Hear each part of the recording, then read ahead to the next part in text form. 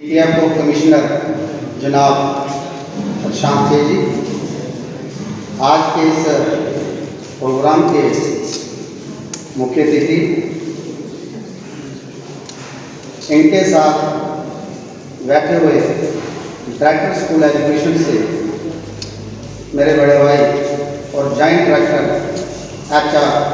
पकरू जी, इनके साथ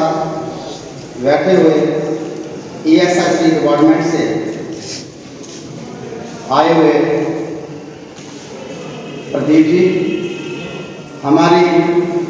private school association Jammu and Kashmir के प्रधान तमन गुप्ता जी, हमारे वाइस प्रधान रामेश्वर मैंगी जी,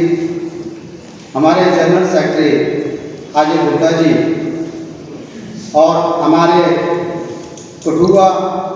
एसोसिएशन के चेयरमैन के बख्शी साहब, एसोसिएशन के राजा शहजाद जी, हमारे रियासी के प्रेसिडेंट आशमी जी, उधमपुर के प्रेसिडेंट हमारे राम प्रकाश जी, सांबा के प्रेसिडेंट कुलविंदर सिंह जम्वाल जी, हमारे स्टेट एग्जीक्यूटिव बॉडी के सीनियर साथी अजय कुर्बान जी, उनके साथ संजीव लुथरा जी और जितने भी हमारी जोन्स की कमेटियों के हेड और उनकी टीम और हमारे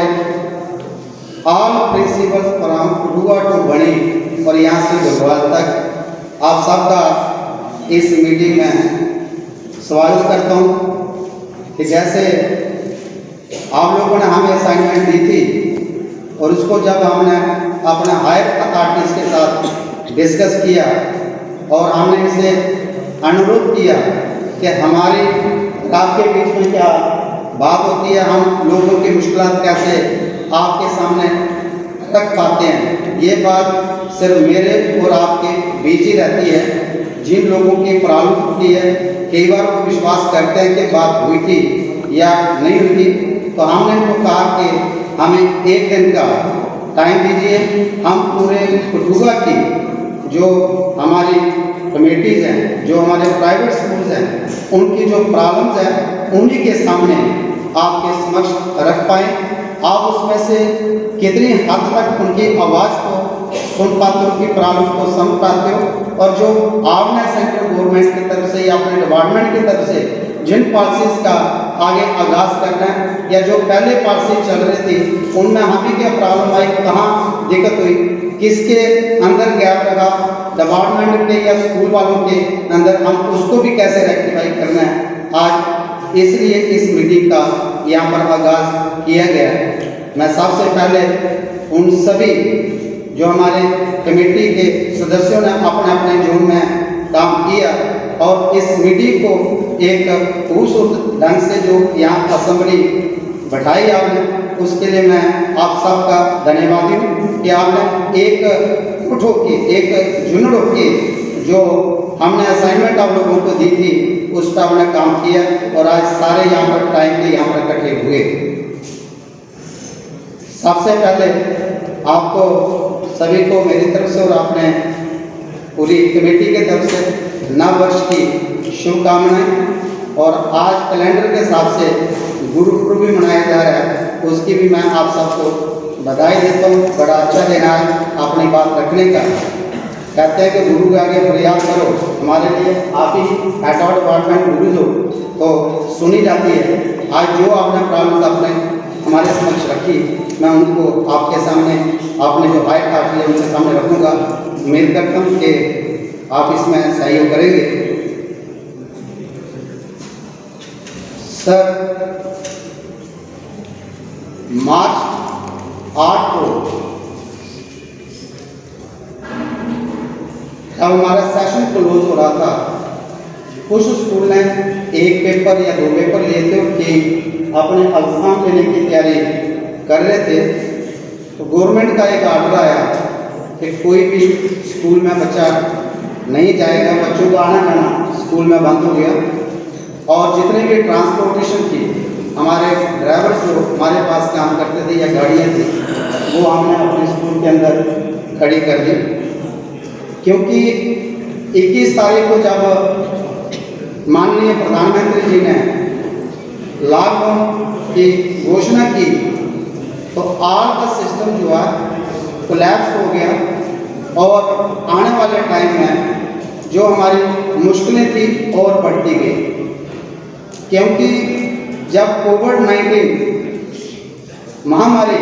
इस देश में पूरी दुनिया में आई तो कोई भी मेंटली स्कूल वाला हो या तो हमारे जिनके दिन हम आते हैं वो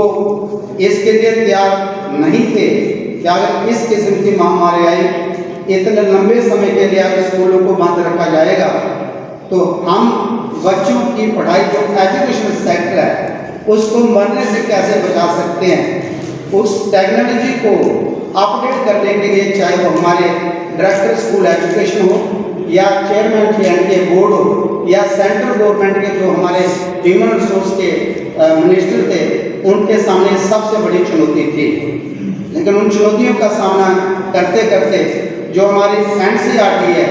या जो भी हमारी शिक्षा विधि हमारी समितियाँ या जो डिपार्टमेंट्स हैं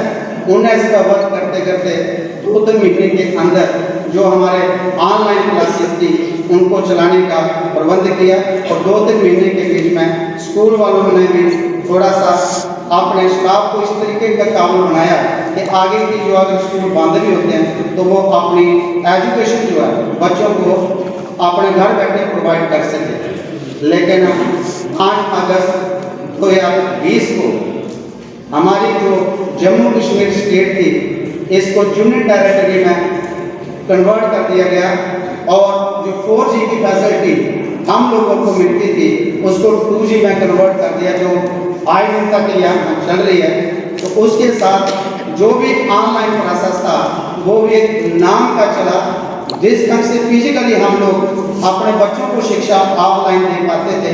आज भी हम चाहे 10 महीने से उससे जूझ रहे हैं। जो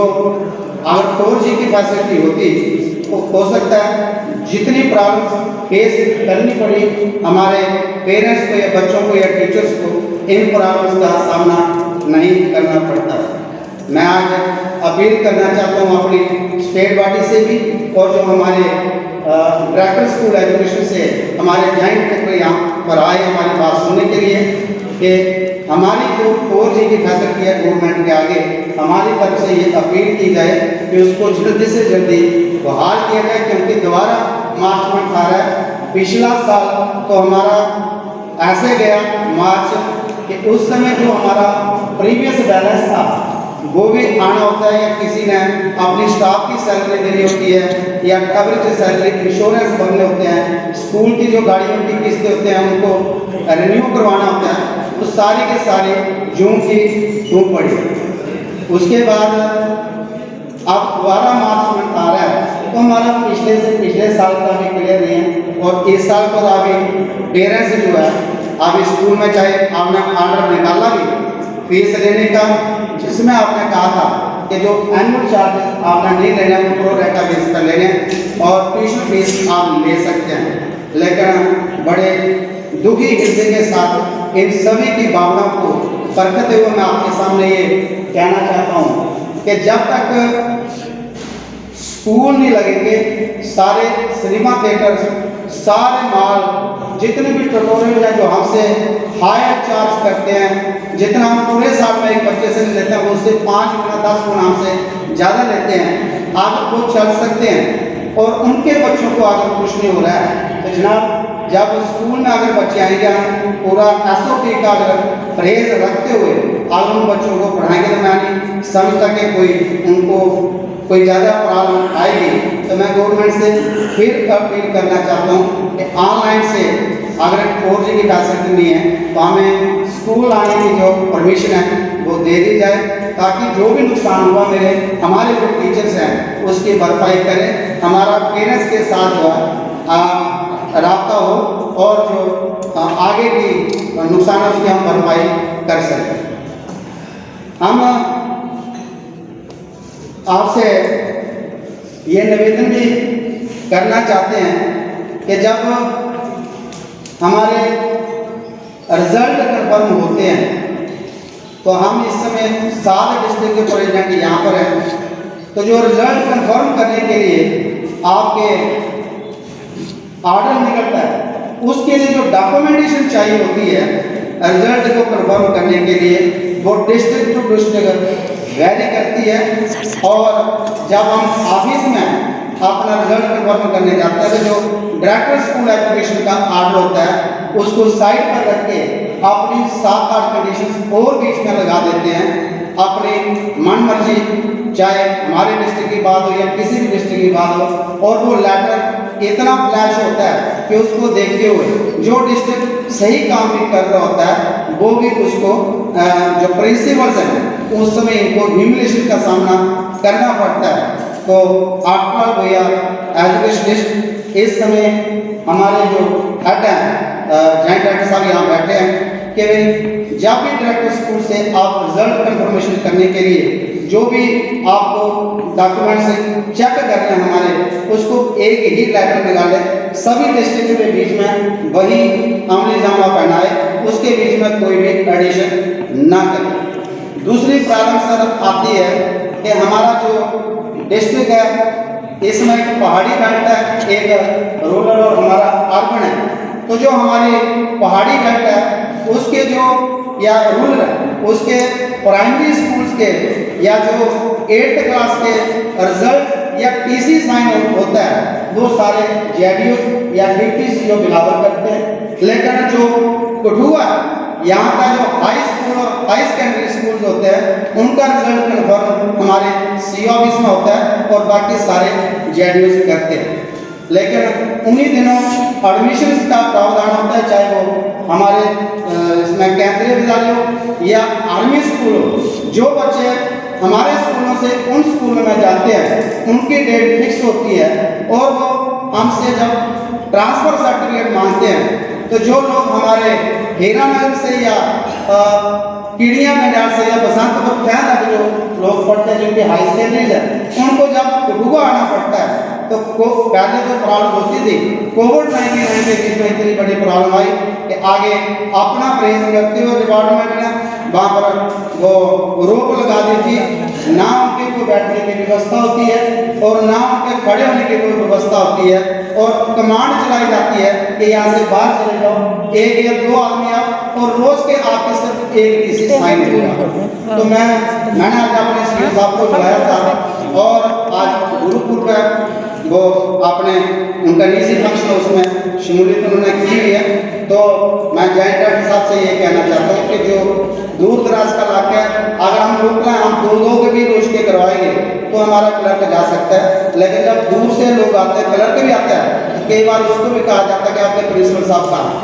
तो जब हमारे हीरानगर जोन से लोग आते हैं तो या डेज रख दिए जाएंगे कि भाई हीरानगर जोन के पहले 2 दिन आ जाओ, हफ्ते के दिन कोई दूसरा नहीं आएगा, उनके जो पीसी होते हैं उनको प्रॉपर वे से साइन किया जाए, प्रॉब्लम्स को थोड़ा सा रिड्यूस किया जाए इंक्रीज करने के बजाय। हमारा भी सहयोग इसमें रहेगा और थोड़ा सा सहयोग आपके इसमें मांगते हैं। उसके बाद सर प्रॉब्लम आ गई 2 मिसाइल की। अब जो बच्चा हमारे पास अगर हम 1980-90 2000 का स्कूल खोला हुआ है तो गवर्नमेंट ने उसमें कंडीशन रख दी कि जो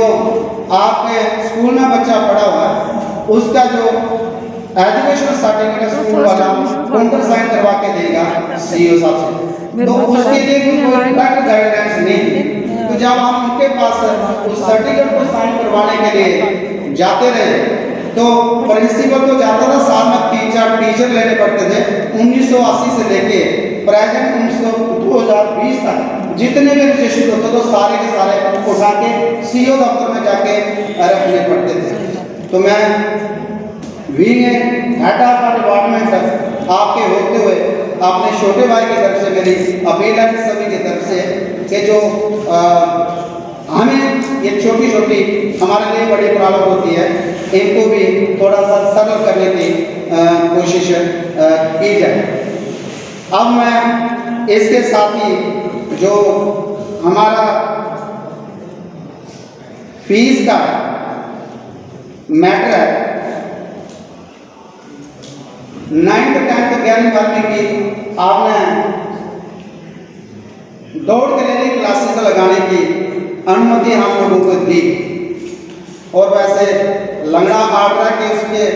होते हो ना हम स्कूल लगा सकते ना बंद कर सकते, और ना हम ऑनलाइन छोड़ सकते ना हम ऑफलाइन छोड़ सकते।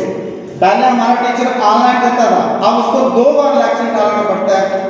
एज पर the direction of the director school education, कि जो बच्चे स्कूल नहीं आते हैं उनको ऑनलाइन डालिए और जो बच्चे स्कूल आते हैं उनको ऑफलाइन पढ़ाइए। एक टीचर जो हमारे साथ हमारा स्पाई है इस कोविड-19 के बीच में, अगर कोरोना वायरस वेरी रहा तो वो हमारा टीचर है जिसने कंधे से कंधा मिला के मैनेजमेंट के साथ खड़ा रहा। 10 महीने के बीच में चाहे हमने उसको 2 महीने की तनख्वाह दी या 3 की दी, लेकिन उसने उम्मीद रखी है कि स्कूल वाला मेरी तनख्वाह नहीं मारेगा, मैंने इसके लिए काम करना है, और वो हमारे साथ खड़ा है। तो टीचरों की भावना को समझते हुए मैं आपसे ये कहना चाहता हूँ कि जो हमारे प्राइमरी स्कूल है या मिडिल स्कूल है, अगर 1 महीना या 2 महीने यही हाल रहा तो पिछले साल 372 स्कूल थे, उसमें से हमारे 7 स्कूल बंद हो चुके हैं। और आने वाले टाइम में अप्रैल में मैं ये समझता हूँ कि मिडिल और जो प्राइमरी स्कूल है, जिस तरीके से EPFO डिपार्टमेंट की तरफ से या ESSC डिपार्टमेंट की तरफ से हम लोगों के ऊपर नई से नई पॉलिसी आ रही है और पेरेंट्स की तरफ से हमारे पास कुछ नहीं है, तो हमारे पास मैनेजमेंट के पास एक ही चीज़ बचती है, या तो स्कूल बंद कर ले या सुसाइड कर ले। अब इस ह्यूमन रिसोर्स को जो आपके सामने बैठा है आज इसको आप बचाना चाहते हो और पैरेलल अगर प्राइवेट सेक्टर में भी अपने साथ रखना चाहते हो, तो ये जो प्राइमरी स्कूल है मिडिल स्कूल्स का भी आपको ध्यान रखना पड़ेगा, क्योंकि जो 9th 10th 11वीं 12वीं हमारी क्लास चली है उसको डोर डिलीवरी क्लासेस चलने के कारण क्या हुआ कि कम से कम 30 to 40% हम लोगों के पास फीस आई है, और जो हमारे टीचर्स काम कर रहे थे उनको हम तनख्वाह दे पा रहे हैं, और जो 9 वर्ग का थे अभी तक हमने उनको तनख्वाह नहीं दी। डिपार्टमेंट की तरफ से आया था कि बताइए आपने कितनी तनख्वाह दी या पे दी है, तो मैं इस मंच से आपको कह रहा हूँ कि जो हमारे टीचर्स प्राइमरी और मिडिल स्कूल्स के हैं, हो सकता है किसी ने 1 महीने या 2 महीने की तनख्वाह दी हो, उनकी 8 महीने की जो सैलरी है वो पेंडिंग है। आज स्कूल नहीं लगते वो सैलरी दे नहीं पाएगा, स्टाफ को छोड़ना पड़ेगा, स्कूल को बंद करना पड़ेगा। तो मैं आपसे ये अपील करना चाहता हूँ स्टेट बॉडी से भी कि हाई अथॉरिटी के साथ मिलकर जो है जल्दी से जल्दी जो है जो प्राइमरी स्कूल है इनको लगाया जाए और मिडिल स्कूल को भी, और फुल हमें आर्डर दिया जाए कि SOP का ध्यान रखते हुए जो है अपने स्कूल को संचालन करें। हम उसका उल्लंघन नहीं करेंगे, जैसे आपके ड्रग्स शॉपिंग उसी ढंग से हम अपना काम करेंगे। अब मैं आता हूँ अपनी बात स्टेट बॉडी से रखने के लिए। आज इनको भी यहाँ पर बुलाया हुआ क्योंकि इनको भी इकट्ठा करना बहुत मुश्किल होता है हमारे लिए जब हम यहाँ से जाते हैं, क्योंकि कोई धूमपुर का, कोई रियासी का, कोई डोडा का, जो हमारी एग्जीक्यूटिव पार्टी है स्टेट की, और हमारी एक 2019 को जो एप्लीकेशन से हुई थी उनके रिविजन आर्डर हमारे निकल चुके हैं, मगर आज दिन तक 1/1/2021 हो गए, 2 साल हो गए, कमिश्नर सेक्रेटरी कई आए कई गए, और जनरल साहब आपको पता है कि जाहिर इंस्ट्रक्शन पड़ती है, एक गवर्नमेंट का रिप्रेजेंटेटिव होता है और एक बोर्ड की तरफ से होता है। जब हमारी एप्लीकेशन तो हो जाती है उसमें कमिश्नर सेक्रेटरी साहब भी बैठते हैं और आपकी तरफ से हमारे प्रिंसिपल होते हैं, आप लोग भी वहाँ पर होते हैं, डायरेक्टर स्कूल मैडम होते हैं और हमारे चेयरमैन मैडम होते हैं। तो फिर कमिश्नर ऑफिस में मेरे को लगता है कि 2 साल से फाइलें पेंडिंग पड़ी हैं, उनकी 2 ऑर्डर होता है और उनकी वैलिडिटी भी 2 साल कम हो गई, और अब आपने दोबारा कहना कि रिजल्ट कन्फर्म कराओ और CO साहब ने आर्डर निकालने के लिए आर्डर लगाओ। हम लोगों के पास सेलिब्रेशन आर्डर नहीं है, आपको कोई प्रॉब्लम आएगी जल्दी से जल्दी जो हमारे रिलेशन आर्डर है सेक्टर में उनको निकलवा दो, नहीं तो हम आपके जम्मू मान के बैठ जाएंगे। जब घर भेजना को भेजना के हिसाब से आपकी बात करो, जो हमारे रिलेशन आर्डर पेंडिंग है उनको निकालो। हाँ, डायरेक्टर मैडम हमारा और जो डायरेक्टर स्कूल से हमारे मकबूल साहब है, इन्होंने बहुत अच्छा काम किया। जो मिडिल स्कूल की परमिशन या प्राइमरी स्कूल की वो CO साहब ने देने, हम यहाँ बैठे, वो काम हमने करवाना वो हो रहा है, और जो डायरेक्टर स्कूल से हो रहा है वो भी काम हमारा हो रहा है। आज का जिसकी इंस्पेक्शन हो जाती है उसके बाद एक इंस्पेक्टर और लगता है,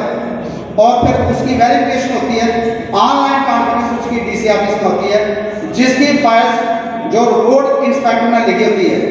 जो दूसरा इंस्पेक्टर रिपोर्ट देता है टैली हो जाती है, वो 5 दिन के अंदर जो है एजुकेशन ऑर्डर डायरेक्टर स्कूल से निकल जाता है, उसमें कोई हमें प्रॉब्लम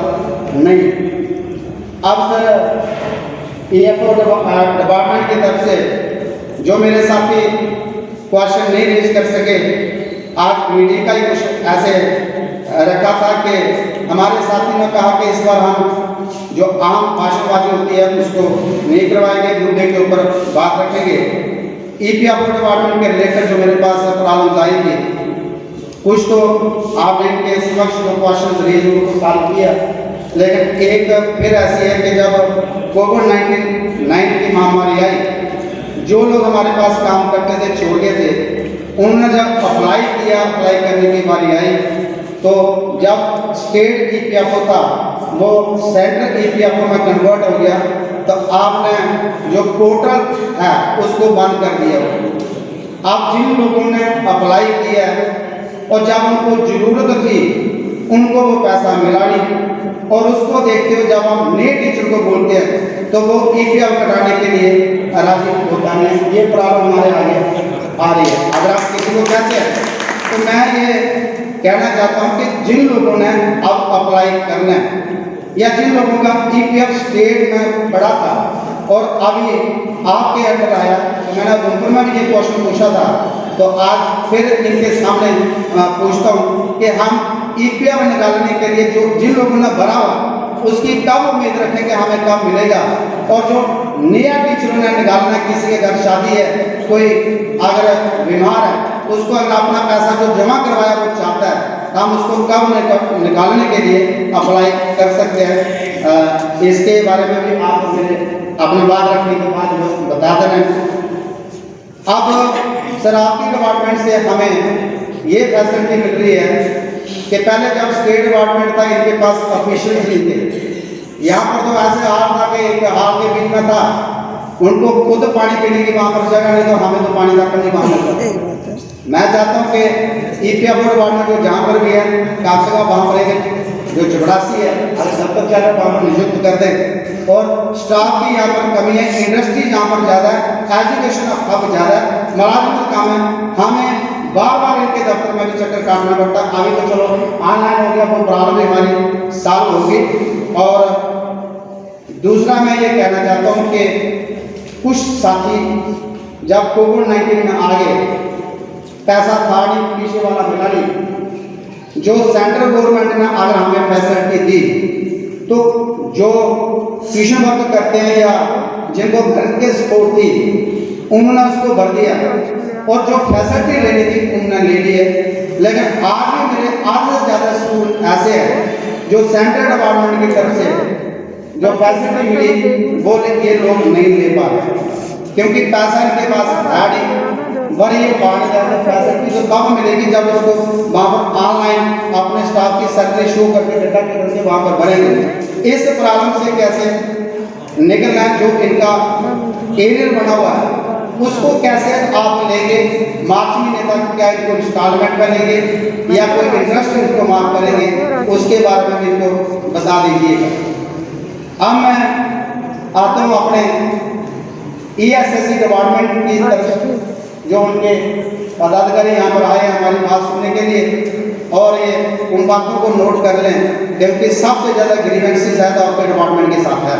जिसको मैंने 3rd नंबर पर रखा था कि आते ही मैं ग्रीवेंसेस उठाऊंगा, पहले जो काम है उनके बारे में बोलूँगा।